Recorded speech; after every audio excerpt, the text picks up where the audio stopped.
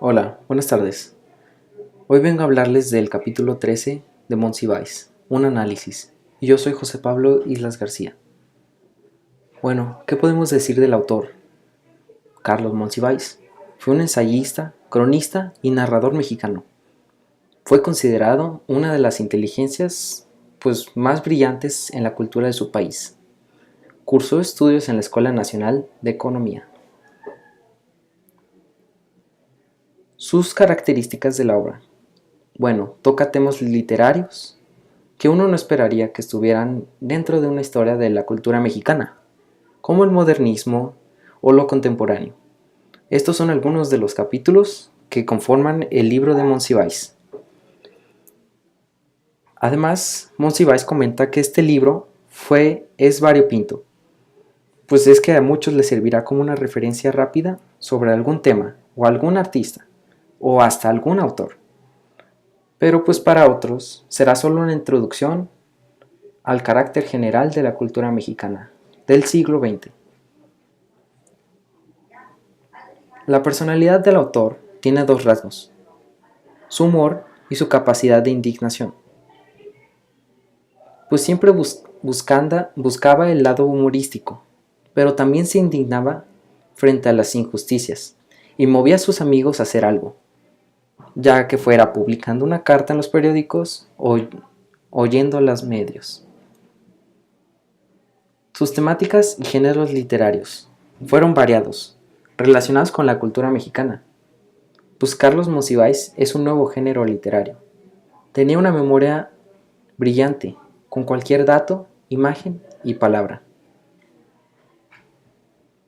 Su estilo literario tiene un punto de coincidencia en la manera en que tenía que transmitirlo, con ironía y humor. Escribía ensayo y crónica, los géneros que se destacaron con múltiples de sus obras. Era considerado el padre de la crónica moderna mexicana. Sus innovaciones técnicas creativas cambiaron la estructura del género de la crónica. Su ideología, pues tenía una cabeza caliente y no un cerebro frío, una alma enamorada del mundo y que quería transformar mediante sus críticas,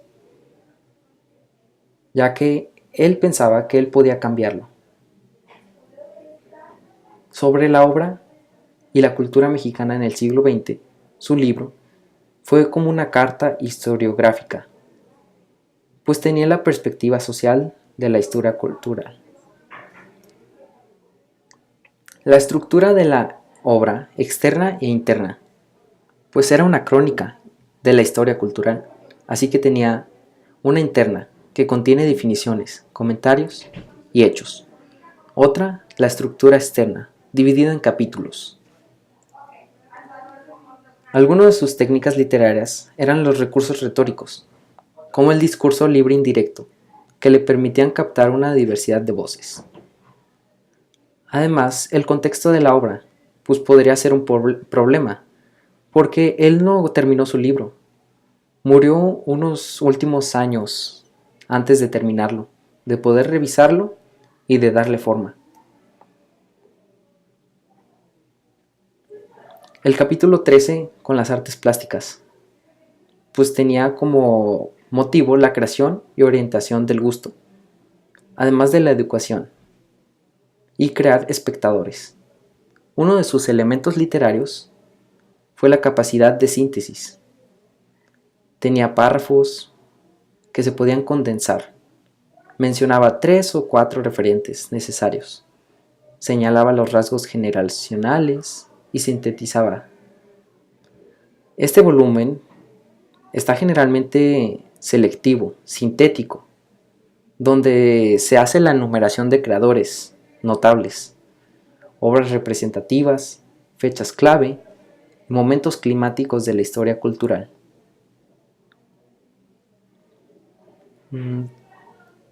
Tiene un estilo de la escritura Monsiváis.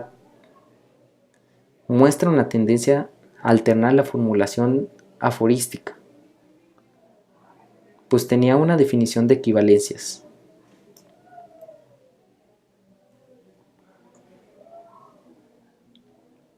Era un ensayo informativo o de investigación, pues educaba al lector sobre cierto tema, usando información que puede ser respaldada por dato.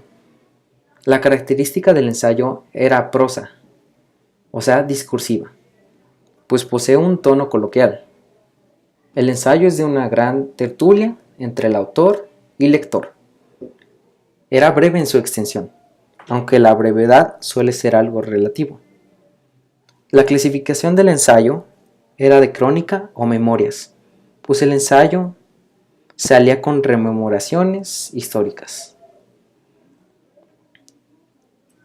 Ahora, el capítulo 13 hablaba de la historia de México en el siglo XX, que tenía 4 etapas: la prerevolucionaria, 1900, hasta acabar a 1908. En esta crecen los descontentos por el porfiriato e inicia la lucha obrera. La siguiente etapa era la revolucionaria, empezando en el 1910, donde el gobierno de Francisco I. Madero ocurre y la decena trágica. La siguiente fue de transición, 1917, con gobiernos de Carranza, Obregón y Plutarco Elías Calles. Y el último, la modernización, empezando en 1940 y acabando en 1950. ¿Qué podemos decir de estas etapas? En la etapa prerevolucionaria, pues surgen varias publicaciones de moda, teatro, anuncios políticos y publicitarios. Destaca Julio Ruelas, con un estilo francés. De la etapa revolucionaria podemos decir que surge el realismo mexicano, además del muralismo, y florecieron varios artistas.